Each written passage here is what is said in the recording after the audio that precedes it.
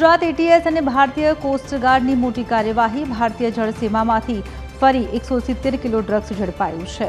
60 કરોડની સાથે બે ભારતીયો ઝડપાયા છે। બંને આરોપી પાકિસ્તાન જઈને ડ્રગ્સ લાવતા હતા। પોરબંદર નજીક જળસીમામાં કાર્યવાહી કરવામાં આવી। તો ગુજરાત એટીએસ અને ભારતીય કોસ્ટગાર્ડની મોટી કાર્યવાહી। ગુજરાત એટીએસ ભારતીય કોસ્ટગાર્ડને સફળતા મળી છે અને આ ડ્રગ્સ છે તે ઝડપાયું છે। 60 કરોડની સાથે બે ભારતીયો ઝડપાયા છે। બંને આરોપી પાકિસ્તાન જઈને ડ્રગ્સ લાવતા હતા। તો પોરબંદર નજીક વધુ એક વખત ડ્રગ્સનો આ જથ્થો છે તે ઝડપાયો છે। જળસીમામાંથી આ 170 કિલો ડ્રગ્સ છે તે ઝડપાયું છે। તો વધુ વિગત સાથે મિહિર જોડાઈ ગયા છે। મિહિર, એટીએસ અને કોસ્ટગાર્ડને ઓપરેશન છે તેમાં સફળતા મળી છે। કેટલું ડ્રગ્સ ઝડપાયું, ક્યારે ઝડપાયું, શું વિગતો? અવની સતત બીજા દિવસે ભારતીય જળ સીમામાંથી ડ્રગ્સનો મોટો જથ્થો છે તે જપ્ત કરવામાં આવ્યો છે। ગુજરાત એટીએસ અને ભારતીય કોસ્ટગાર્ડની આ એક મોટી કાર્યવાહી છે। ગઈકાલે પણ આ જ રીતના 600 કરોડ રૂપિયાનું ડ્રગ્સ છે કે જે 86 કિલો હેરોઇન છે તે જપ્ત કરવામાં આવ્યું હતું। જો કે ફરી એક વખત પોરબંદરના જળ સીમામાંથી આ ડ્રગ્સનો જથ્થો છે તે પકડવામાં આવ્યો છે।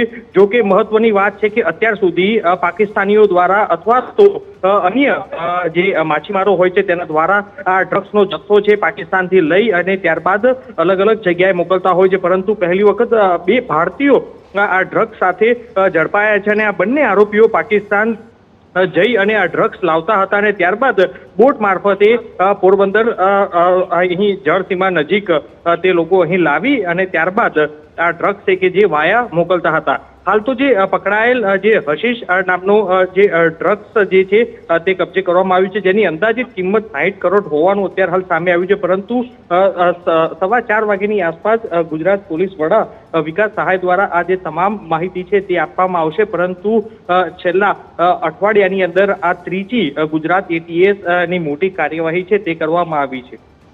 બિલકુલથી આજે બે લોકો પકડાયા છે તેમનું પાકિસ્તાન કનેક્શન કે સામે આવ્યું છે? કારણ કે પહેલી વખત એવું બન્યું છે મિહિર, દરેક વખતે પાકિસ્તાનીઓ ઝડપાતા હોય છે પરંતુ આ વખતે ભારતીયો ઝડપાયા છે।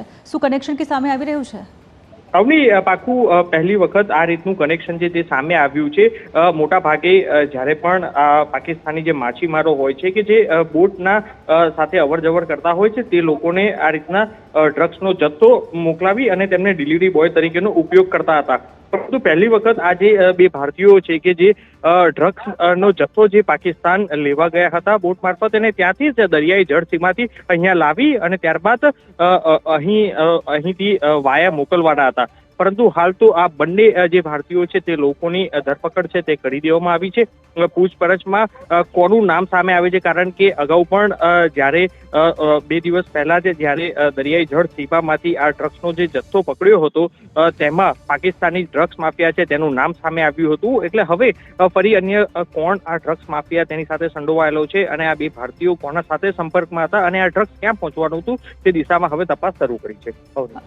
બિલકુલથી હર્ષ સંઘવીએ પણ ટ્વીટ કર્યું છે, અભિનંદન પાઠવ્યા છે। તો ગઈકાલે 600 કિલો ડ્રગ્સ ઝડપાયું હતું, આજે લગભગ 170 કિલો ડ્રગ્સ ઝડપાયું છે। આ પહેલા ડ્રગ્સ ઉતરી ગયું છે, દેશના કોઈ ખૂણામાં પહોંચાડવામાં આવ્યું છે તે પ્રકારની વિગતો સામે આવી છે કે પછી આજ જે જથ્થો છે જે ઝડપાયો છે એટલો જ હતો કે પહેલા પણ ક્યાંય જથ્થો મોકલાયો છે? તો મોટા સમાચાર, ડ્રગ્સનું જે કાર્યવાહી છે થઈ રહી છે, એટીએસને સતત 2 દિવસથી આ કાર્યવાહી ચાલુ છે અને તેમાં તેમને સફળતા મળી છે। વધુ વિગતો આજે જ્યારે 4 વાગે પ્રેસ કોન્ફરન્સ કરવામાં આવશે તેમાં વધુ વિગતો છે જે સામે આવશે। ગુજરાત એટીએસ અને ભારતીય કોસ્ટગાર્ડની આ મોટી કાર્યવાહી।